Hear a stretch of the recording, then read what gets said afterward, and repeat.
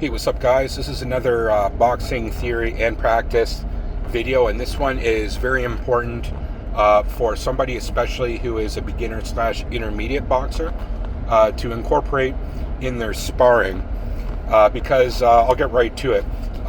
Often, not always, but very often, a good offense can be your best defense, and vice versa. A defense can be your best offense, although you don't want to be too defensive because you're giving them more of the opportunity to dictate, you know what I mean, the pace and the rhythm, and potentially get a punch in there because you're too defensive. They're going to overwhelm you, right?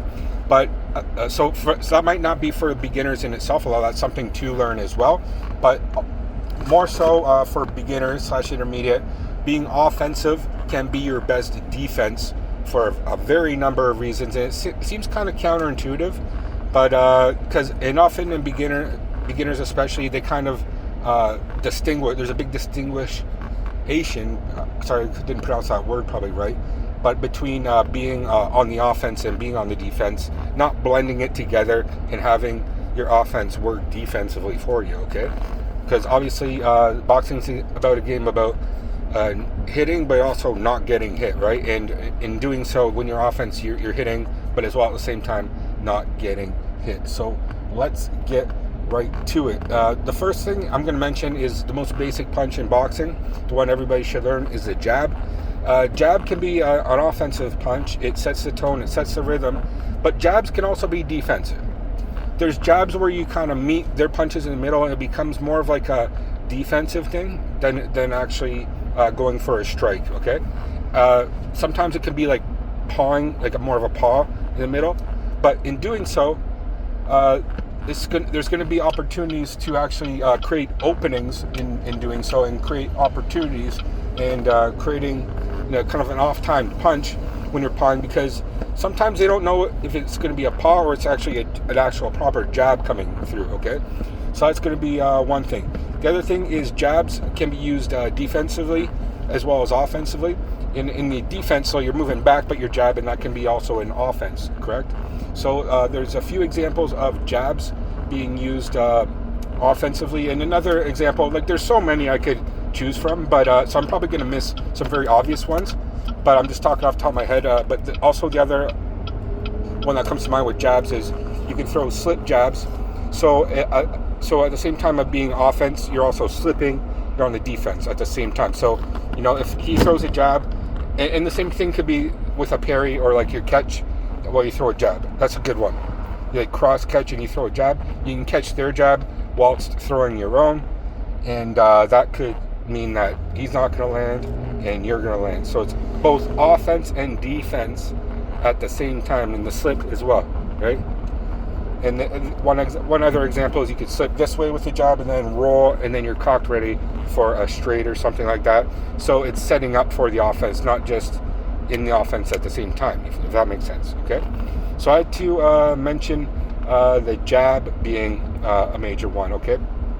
Now, being in defense, certain defensive, quote, positions are perfect for setting up an offense, and I already kind of said it with the jab and slipping and rolling and things. But another one is going to be like a shoulder roll, so setting up for a straight, okay? So like things like that where, or it could be a slip. It could be any slip, because when you slip, you're cocked and ready to throw a punch. And the same could be with a duck and throwing a body shot, or duck and then throwing an up shot. You know what I mean? There's so many examples here. Like I couldn't fit in all in this video. I'm just talking off the top of my head, like I said, where a defensive type of motion could be used as the offense. I'll give you a really good example, which is the check hook, okay? A check hook is like when you do almost like an L step. It's like you step kind of sideways with your lead foot whilst throwing a hook. So like it's a good one when you're cornered. Like when you're cornered, that's being on the defensive, correct? But you do a side step while throwing a hook when he's coming at you. That's going to that there's been plenty of knockout examples of that exact example where like a lead hook, check hook can do some serious damage, and it's not one they always see coming. So that's one to practice. There's plenty of examples of being on the defense, like a defensive move where you turn it into an offensive situation, okay? And this isn't just for boxing. There's examples all through life. So this is why almost boxing is a good metaphor for life as well. Like there's examples in chess. There's examples in military strategy where like for example, doing an ambush. I mean, where you set up a defensive position and you wait for your enemy to come in the right range or the right placement, where you dictate where the battle's going to be fought, and then you set up for that, and then at the right time you go on the offense, right? And then you dictate the battle by being done very offensively, if that makes sense. Okay. So I'll get back to the boxing again. Again, lots of examples. The other one is when you throw something like a jab or a straight, your shoulder comes up and like blocks your ear. So whilst throwing, you don't just throw with your shoulder down. Your shoulder can come up like this, correct? And in doing so, you're blocking any defense, or you're blocking any of their offense while being on the offensive themselves. Okay, so I kind of said like more tactically how it's applied in things like sparring or actually real situations like that, like in actual like proper like punches and defensive moves. But I'm also going to talk about how to do it kind of as a like strategy for like winning rounds and things as well. Okay, because when you kind of put a little bit more pressure on them, you're going to force them to make moves that they wouldn't normally do. And as opposed to if you are letting them kind of dictate the rounds, then you're going to be reacting to them. So in forcing them to react to you, it's making like this like without like trying to swarm them too much or whatever else, be too much of a brawler. I'm not suggesting to be that, although that could work for some people very well as well. Okay, like if you're butterbean or something, I don't know, just be on the super offensive all the time could definitely work. But it's going to potentially create a situation where there's less opportunities for them to be offensive, and that's a defensive thing in itself. Now the other thing is, say you come and you're in a gap and you throw a combo 1, 2, 3 or like whatever, like a few hooks or something like that. Then what do? Do you just stay in that pocket for them to potentially throw something back? Well, you could pull back, or you could sidestep, you could do whatever, but you could also close the gap and be a little bit more offensive, like by coming at them more. And by doing so, it's not giving them, you're not in the pocket anymore. You're denying them the ability to throw a proper punch at that point. If that makes sense?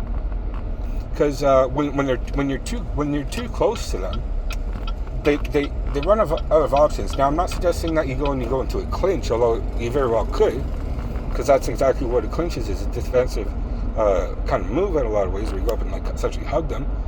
But because now they can't throw a punch, right? So, and that's very offensive. Like you're going at them, if that makes sense. So there's a number of things that you can do offensively to deny them the ability to be offensive. So it actually works out for you to be defensive. Okay, and I guess one of the last things I'm going to mention here, I'm just talking off the top of my head. Like I'll probably watch this video back and think of another 20 things. Is you only have a certain amount of space in a ring. It's like a chessboard, okay, or like a Scrabble board or whatever game you play that has a board. But we have a ring, okay, and you can't go outside that ring. It's not like you can go outside the ropes and start fighting out there. It'd be you can't do that. It's part of the sport. In real life, yeah, you can fight wherever you want, but in boxing you can't.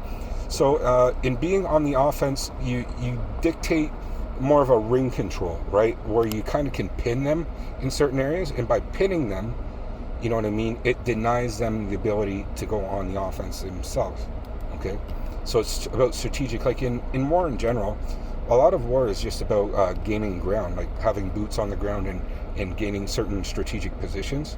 Well, in boxing, it's no different. It's strategic ring positioning, and in doing so, you got to be kind of on the offense. At least have the initiative, okay, to to go in certain areas, to be, in control of the middle of the ring, not get pushed out of that middle of the ring, because otherwise that's being on the defensive.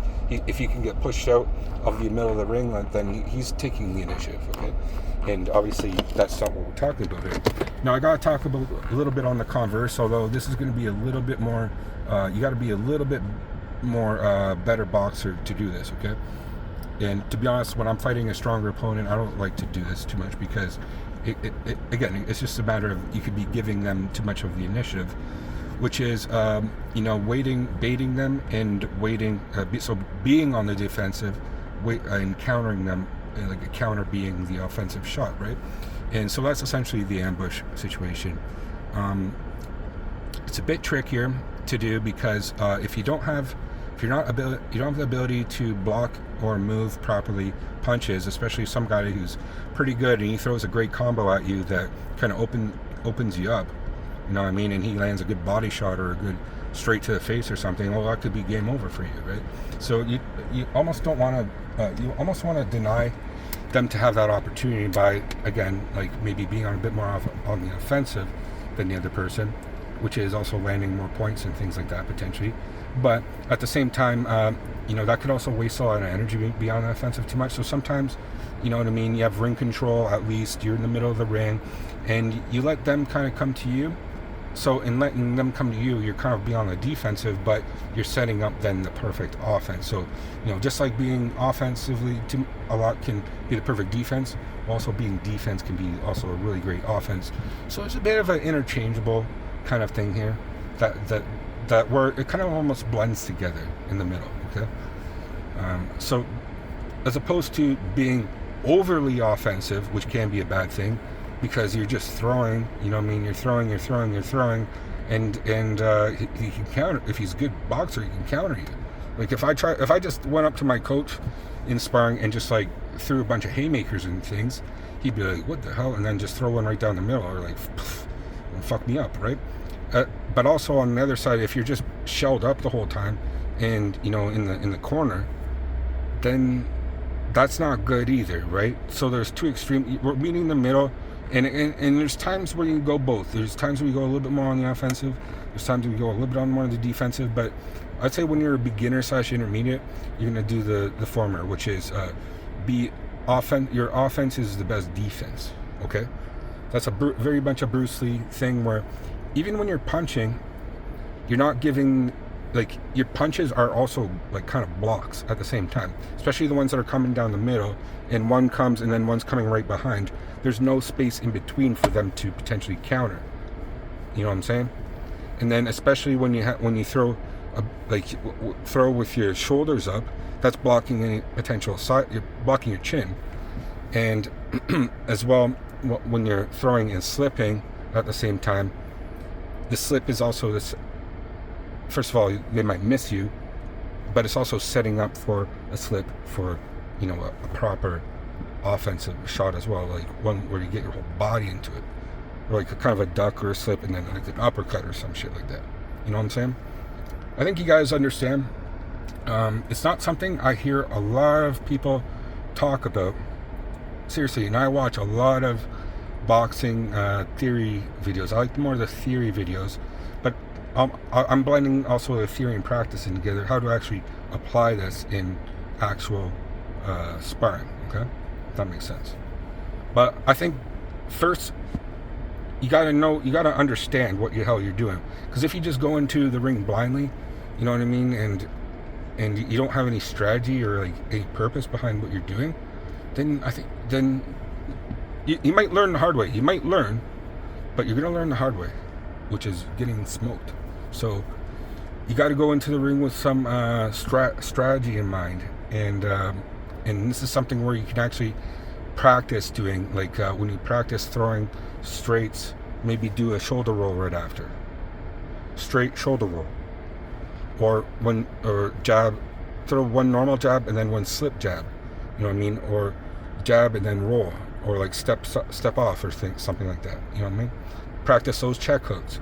Practice kind of moving whilst throwing, if that makes sense.